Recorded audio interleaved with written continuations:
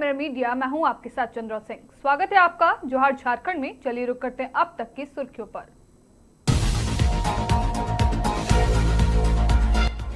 पलामू में एमएमडीआर संशोधन बिल पर सुरेश बैठा का केंद्र पर हमला, बताया काला कानून।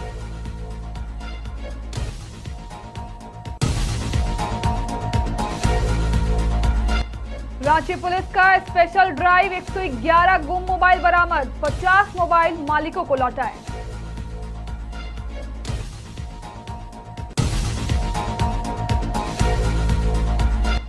निरसा में दशकों बाद रहमतनगर में पहुंचा पानी, ग्रामीणों ने जीप सदस्य गुलाम कुरैशी का जताया आभार।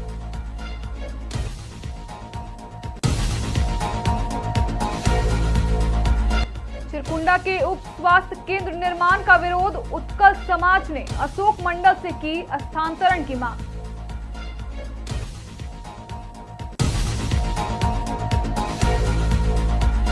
निरसा में नौकरी से हटाने के विरोध में मजदूर का आमरण अनशन, भाकपा माले ने दिया समर्थन।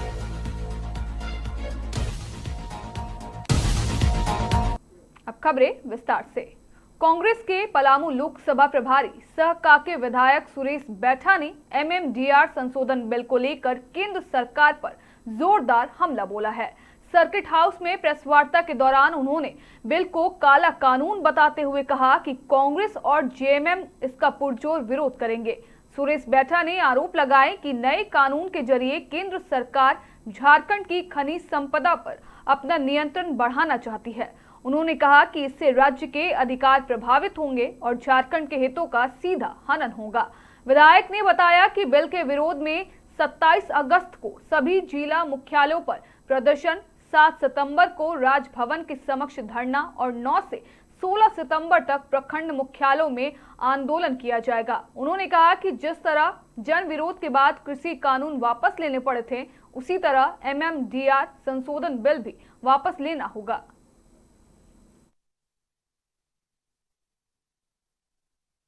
केंद्र सरकार के द्वारा अगस्त महीना में जो उन्होंने बिल लाया है, खान एवं खनिज विनियमन संशोधन बिल, जिसका कांग्रेस पार्टी विरोध करती है, उसको हम लोग एक्सेप्ट नहीं करते हैं। हम लोग इसलिए एक्सेप्ट नहीं करते हैं कि ये झारखंड के हित के लिए नहीं है, ना देश के हित के लिए है। ये पूरी तरह केंद्र सरकार चाहती है कि हम झारखंड के जितने भी खनिज संपदा है वो अपने नियंत्रण में रखना चाहती है। जब भी कि अब ये जो है फेडरल सिस्टम में राज्य सरकार की संपत्तियां होती है, जिस राज्य की, और इसमें लगभग 40% जो है मिनरल्स हमारा पूरे देश को झारखंड आपूर्ति करती है। रांची पुलिस ने गुम और चोरी हुए मोबाइल की बरामदगी को लेकर चलाए गए स्पेशल ड्राइव में बड़ी सफलता हासिल की है।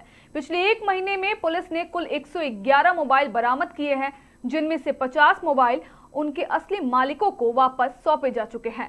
सिटी एसपी पारस राणा ने बताया कि मोबाइल गुम या चोरी होने पर लोग तुरंत CIR पोर्टल पर शिकायत दर्ज कराएं। इसके अलावा नजदीकी थाने में भी रिपोर्ट दर्ज कराई जा सकती है, ताकि पुलिस समय रहते कार्रवाई कर मोबाइल को बरामद कर उसके मालिक तक पहुंचा सके।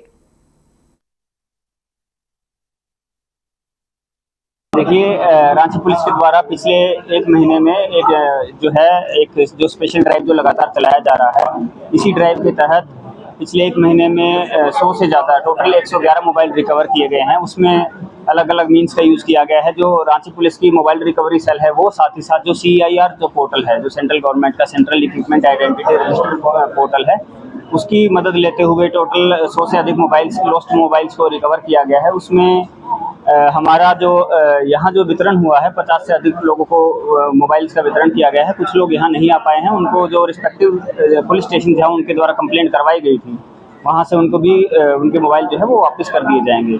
इसमें रांची पुलिस की जो अपील रहेगी, जनता से यही अपील रहेगी कि सबसे पहले जो हमारा अगर किसी का मोबाइल खो जाता है तो तुरंत ही आप लोग CIR पोर्टल पर रजिस्टर करिए, और पोर्टल पर रजिस्टर करने के साथ साथ आप दूसरा अल्टरनेटिव है कि आप पुलिस स्टेशन आके अपने लॉस्ट मोबाइल की रिपोर्ट आप लिखवा।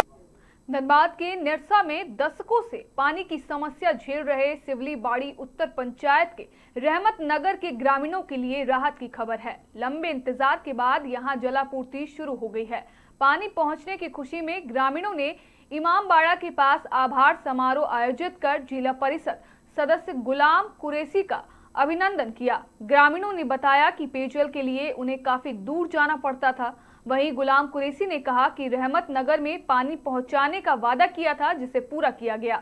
उन्होंने बताया कि अब अली मोहल्ला में भी जलापूर्ति शुरू कराने की पहल की जा रही है। जलापूर्ति शुरू होने पर ग्रामीणों ने खुशी जताते हुए जीत सदस्य के प्रति आभार व्यक्त किया।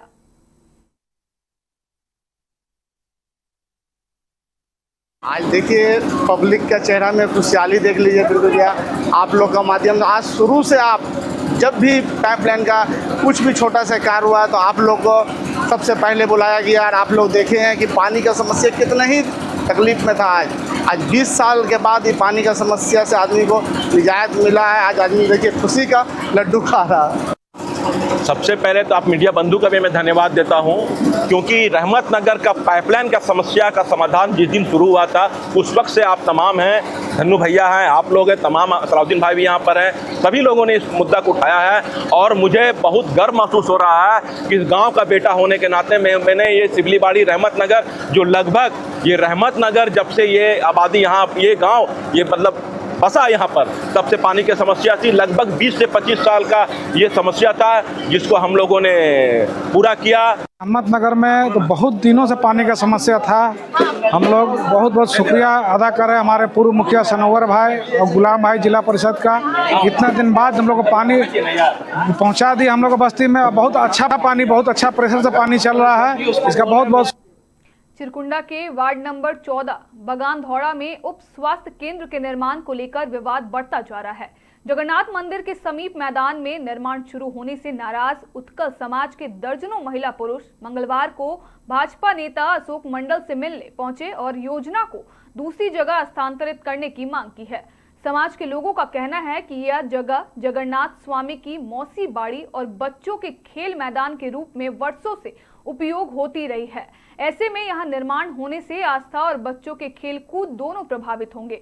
अशोक मंडल ने कहा कि जब स्थानीय लोग ही निर्माण का विरोध कर रहे हैं तो योजना को दूसरी जगह स्थानांतरित किया जाना चाहिए। वहीं पार्षद संजय जगदल्ला ने चेतावनी दी है कि स्थानांतरण नहीं हुआ तो उत्कल समाज जोरदार आंदोलन करेगा।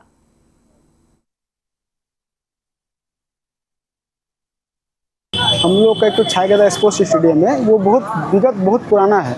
जब कैंसिल चलता था तो वो बहुत सुंदर दिखता था। उस टाइम लोग जब रथ यात्रा होता था तो सोच लीजिए उस सब एन सर्कस, जो हम लोग के बाप दादा ने हम लोग को बताया कि एन सर्कस चलता था, जबकि दुनिया का सबसे बड़ा सर्कस था। तो आज का डेट में सब लुप्त हो गया। और हम लोग अभी 1953 ईस्वी से वहाँ पर रथ यात्रा महोत्सव मनाते हैं और वो छायागदा स्टेडियम के नाम से जाना जाता है। और हम लोग वहाँ पे निजी फंड से हर साल कम से कम 100 से 200 मीटर हम लोग मिट्टी कटाते हैं, तब जाके वो आज इतना सुंदर दिख रहा है। वो उसको प्रारूप बंद हो चुका था। जब कैंसिल बंद हो गया तो उसको प्रारूप इतना ख़राब हो गया था, कचरा डंप करते करते वो बहुत ख़राब हो गया था। हम लोग निजी फंड से उसको साफ़ सफाई करा करके आज उसको इतना सुंदर बनाया कि सरकार का उनमें आँख लग गया है कि वो स्वास्थ्य केंद्र बनाना चाहते हैं। आप सोचिए दादा कि अगर कहीं स्वास्थ्य केंद्र बनता तो क्या वहाँ पर बच्चा खेल सकेगा? खेलने देगा आदमी? कि अगर वहाँ पे पेशेंट आएगा, किसी को बोल लग गया, कुछ हो गया, तो उसका जिम्मेदार कौन होगा?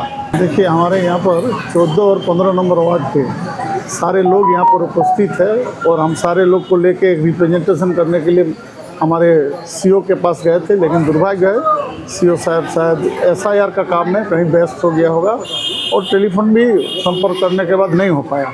तो सवाल है, उस कार्यक्रम के लिए हम लोग यहाँ पर आए थे और एक ही बात है मैं आपको बता रहा हूँ। हमारे यहाँ के जो स्थानीय विधायक है वर्तमान में, उन्होंने क्या किया है सबसे गलत काम। वहाँ पर एक जगन्नाथ मंदिर है और लंबे समय से उस भाषा के लोग, पुरी के लोग जगन्नाथ मंदिर के नाम पर वो मैदान बनाने का काम किया। उसी मैदान में पंचायत का फंड को नगर परिषद में देना, नगर पंचायत में देना चाहता है। ये सबसे बड़ा दुर्भाग्यजनक बात है। सरकार का जो योजना बनता है तब एक एक जगह पर, एक एक पंचायत के नाम पर, एक एक गाँव के नाम पर, जगह के नाम पर उसका अनुशंसा हो जाता है, जो दिशा में उसका तय करने का काम करता है। तो ये बड़ा दुर्भाग्यजनक बात है। आप पंचायत का पैसा पंचायत का फंड उसको आप नगर पंचायत में कैसे ला। निरसा में दही बाड़ी कोल वॉशरी में नौकरी से हटाए जाने के विरोध में मजदूर उमेश चौहान ने मंगलवार को परिवार के साथ आमरण अनशन शुरू कर दिया। उमेश का आरोप है कि वर्ष 2019 में बिना कारण उन्हें काम से हटा दिया गया, जबकि वे 2015 से कंपनी में कार्यरत थे। अनशन को भाकपा माले ने समर्थन दिया है। नेता मनोरंजन मल्लिक ने कहा कि प्रबंधन से कई बार बातचीत के बावजूद सिर्फ आश्वासन मिला। वहीं मजदूर नेता अभय प्रसाद सिंह ने चेतावनी दी है कि 7 दिनों में नौकरी पर वापस नहीं लिया गया तो भूख हड़ताल शुरू कर दी जाएगी। उमेश चौहान ने भी सवाल उठाते हुए कहा कि जब उनके सभी साथी आज भी काम कर रहे हैं तो उन्हें ही क्यों हटाया गया। फिलहाल मामले में कंपनी प्रबंधन की ओर से कोई बयान सामने नहीं आया है। बहुत मजबूरी में आज हम लोगों को कोलवासरी में यह कार्यक्रम करना पड़ा।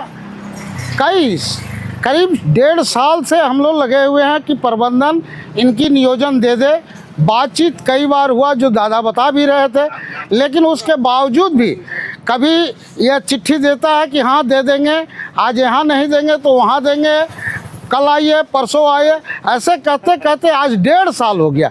1.5 साल से हम लोगों को यह झुला रहा। मजबूर होकर विधायक जी भी चिट्ठी लिखे, उसके बावजूद भी यह प्रबंधन कान में तेल डाल के सुता रहा और अब कहता है कि यहाँ जो है काम ही नहीं है। इसलिए हम लोग कह रहे हैं अगर यहाँ काम नहीं है तो फिर तुम यहाँ जो है कि ओवर टाइम कैसे कराता है। और यहाँ का इतना गंदा रिपोर्ट है कि यह जो है कि 24 घंटा काम करवाता है, लोगों को सही मजदूरी भी नहीं देता। 2019 में हमें काम से बोल दिया कि काम खत्म हो गया है। क्या चीज़ का काम करते हैं? आरएक्शन, फेब्रिकेशन, कंस्ट्रक्शन तीनों किए हैं। तीनों? हाँ। बाकी क्यों प्रबंधन द्वारा आपको बैठा दिया? बस वो सीधे बोल दिया कि काम खत्म हो गया और काम अभी तक चल रहा है। सबसे बड़ी मुसीबत वाली बात है कि मैंने जो अधिकार था जिसमें लोग नियोजित थे, इसके बावजूद भी ये मैनेजमेंट जो है, इस मैनेजमेंट को फिर से जगाने की काम करना पड़ता है। ये बहुत मानदेय बढ़ोतरी समेत विभिन्न मांगों को लेकर JSLPS कैडर संघ ने मंगलवार को पलामू के सभी प्रखंडों में प्रदर्शन किया। संघ के प्रतिनिधियों ने BDO और JSLPS के BPM को मांग पत्र सौंपने के साथ ही पलामू उपायुक्त को भी अपनी मांगों से अवगत कराया। सैकड़ों की संख्या में महिला कैडर DC कार्यालय पहुंची और जमकर नारेबाजी किया। कैडरों का कहना है कि वे वर्षों से काम कर रही हैं, लेकिन महज 1500 रुपए प्रति माह मानदेय में अतिरिक्त जिम्मेदारियां भी निभानी पड़ी है। संघ ने 15,000 रुपए मासिक मानदेय, समय पर DBT भुगतान, यात्रा और मोबाइल खर्च, 60 वर्ष तक सेवा की स्थिरता और 20 लाख रुपए के बीमा की मांग की गई है। कैडरों ने स्पष्ट किया है कि मांगे पूरी होने तक कार्य स्थगित रखा जाएगा। वहीं मांगों पर जल्द पहल नहीं होने पर संबंधित मंत्री के आवास पर भी धरना प्रदर्शन की चेतावनी दी गई है।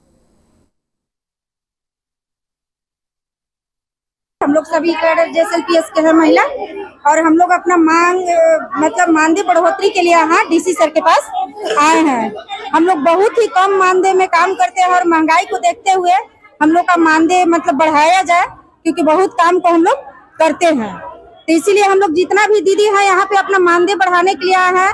AW, gender CRP, FL CRP, AKS, APS, bank सखी, LHBRP, यानी कि तमाम कैडर हम लोग अपने ब्लॉक से, यानी कि पूरे पलामू से और पूरे जितने हैं 24 जिला से, मतलब सभी दीदी यहाँ स्टेट तक भी गए हैं और यहाँ भी आए हैं, ताकि हम लोग को मांग को, महंगाई को देखते हुए DPM मैडम से और DC सर से सभी से अनुरोध है कि हम लोग को महंगाई को देखते हुए हम लोग का मानदेय बढ़ाया जाए। हम लोग AW के पद पर काम कर रहे हैं 2014 से, और आज तक हम लोग के मानदेय 1500 के 1500 है, बढ़ा नहीं है। अब 50 रुपया में प्रतिदिन है। अब बताइए 50 रुपया हम लोग के प्रतिदिन मिल रहा है तो उससे बाल बच्चा परिवार के लालन पालन हो जाएगा। घर से भी निकल रहे हैं, परिवार से भी बात सुन रहे हैं कि 50 रुपया में क्या हो। निरसा के चिरकुंडा नगर परिषद क्षेत्र में पेयजल संकट को लेकर नगर परिषद अध्यक्ष सुनीता देवी ने सख्त रुख अपनाया है। मंगलवार को उन्होंने JKRR पानी टंकी का औचक निरीक्षण कर जलापूर्ति व्यवस्था का जायजा लिया। निरीक्षण के दौरान तकनीकी खराबी और आपूर्ति में आ रही बाधाओं की जानकारी ली गई। अध्यक्ष ने मौके पर ही कर्मियों को निर्देश देते हुए अपनी मौजूदगी में मरम्मत कार्य शुरू कराया। सुनीता देवी ने कहा है कि लोगों तक नियमित और शुद्ध पेयजल पहुंचाना प्राथमिकता है। जलापूर्ति में किसी भी तरह की लापरवाही बर्दाश्त नहीं की जाएगी। तत्काल डायरेक्ट जलापूर्ति जोड़ने का काम किया जा रहा है। वहीं पार्षद प्रतिनिधि अरुण कुमार ने जल मीनार के रखरखाव पर सवाल उठाते हुए कहा कि जर्जर व्यवस्था के कारण शहरवासियों को पेयजल संकट झेलना पड़ रहा है।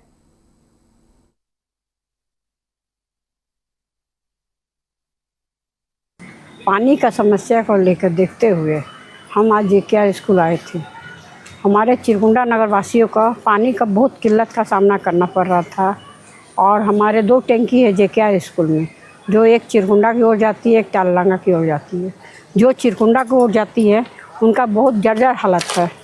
जो हम लोग कभी भी पानी चढ़ाएंगे तो एक तरफ हॉस्पिटल है, एक तरफ स्कूल है, मॉडर्न स्कूल, एक तरफ हमारे जेकेआर स्कूल है। यहाँ की समस्या, यहाँ के पब्लिकों को बहुत समस्या का सामना करना पड़ेगा।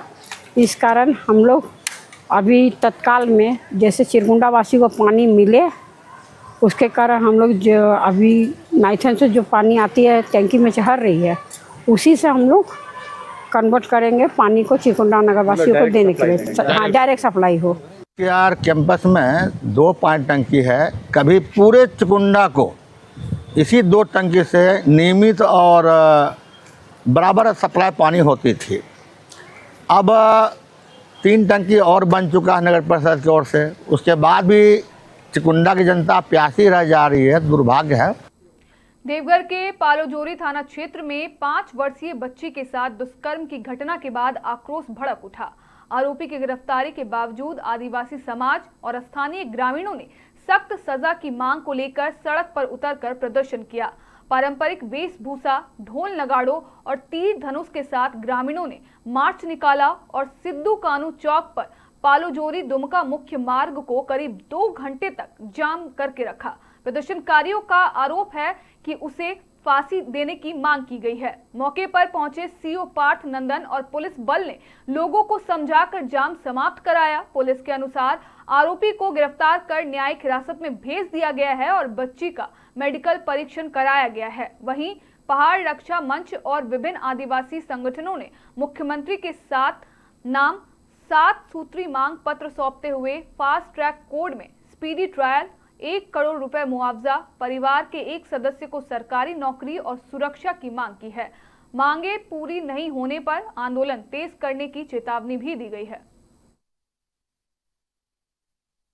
किस मांग को लेकर आप लोग सड़क पर बैठे हुए हैं? देखिए, पहले तो मैं आप सभी मीडिया बंधु को मेरे तरफ से नमस्कार करता है कि आज जिस तरह से एक 5 साल के बच्ची के साथ जिस तरह से दरिंद्री की घटना सामने आई है और उन दरिंद्रों को जिस तरह से इन जघन्य अपराध किया है, आज इसलिए आज आदिवासी समाज ने जन आक्रोश रैली के माध्यम से यहाँ के जिला आपका देवघर जिला प्रशासन को से मांग करती है कि उस 5 साल की बच्ची को यथाशीघ्र उसको न्याय मिले।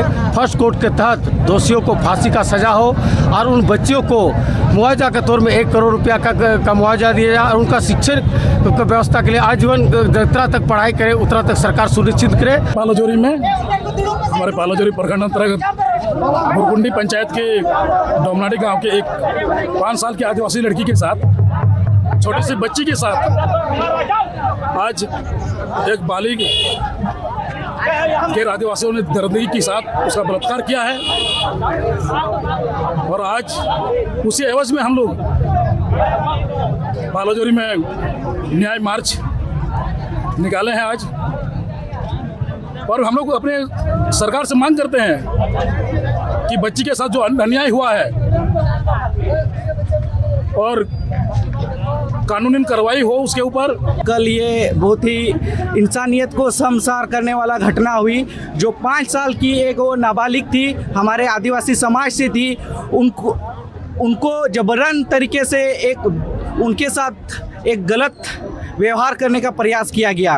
हम लोग ये मांग रखते हैं उनको 1 करोड़ का मुआवजा, उसको एक नौकरी, प्लस वो जहाँ तक पढ़ना चाहे उसे मुफ्त शिक्षा दिया जाए। देखिए, हमारे जो आदिवासियों के साथ हमेशा हम लोग जो देखते आ रहे हैं, हम लोग पे शोषण अत्याचार दिन ब दिन बढ़ते जा रहा है और ये सब कहीं ना कहीं ये एक नज़र से देखा जाए तो हम लोग के जो अदर कास्ट हमें घिन्ना के तौर से देखते हैं। और हमें यही आज जो हम लोग बैठे हैं, हम लोग का डिमांड है, जिस बच्ची के साथ आज ये घटना हुई है, जिस बलात्कार जो हुआ है, उन बच्ची के साथ आप लोग देखने में भी, बोलने में भी शर्म, मुझे खुद शर्म आ रहा है कि जो 5 साल की बच्ची के साथ जिन दरिंदों ने ये किया है, उनको फर्स्ट के तहत दुर्बयान कोर्ट में फैसला सुनवाई हो और उनको फांसी की सजा दो।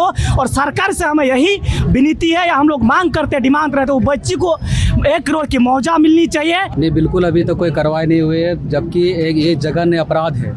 कहीं भी अपराधी बलात्कारी किसी जाति, किसी महदद, किसी धर्म का नहीं होता है। हम तो कहना चाहेंगे जो अपराधी है, दरिंदे अपराधी हैं, जिन्होंने जघन्य अपराध किया है। एक 5 साल के मासूम बच्चों के साथ जो रेप बलात्कार का जो अंजाम दिया है, हम तो चाहेंगे फर्स्ट कोर्ट के तहत यथाशीघ्र उसको फर्स्ट कोर्ट के तहत उसको फांसी की सजा दिया जाए। इन ग्रुप के द्वारा मांग की गई कि जो उनको यथोचित न्याय मिले, उसमें इन्होंने पर्टिकुलरली उनको कंपनसेशन का उन्होंने डिमांड किया है और उन्होंने इसके एवज में हमको एक सरकार को प्रेषण करने के लिए पत्र लिख दिया है। मैं इसको आज प्राप्त किया और मैं इस पत्र को आज के आज उच्च अधिकारी को प्रेषित करूँगा और जो भी इनका डिमांड है, उन्होंने एडिशनली उस पीड़िता को न्याय देने के लिए एडिशनल उन्होंने सेक्शंस के बारे में उन्होंने बताया कि उसको ऐड कराया जाए, सुपरविजन में उसको ऐड कराने के लिए बोला जाएगा उसमें, और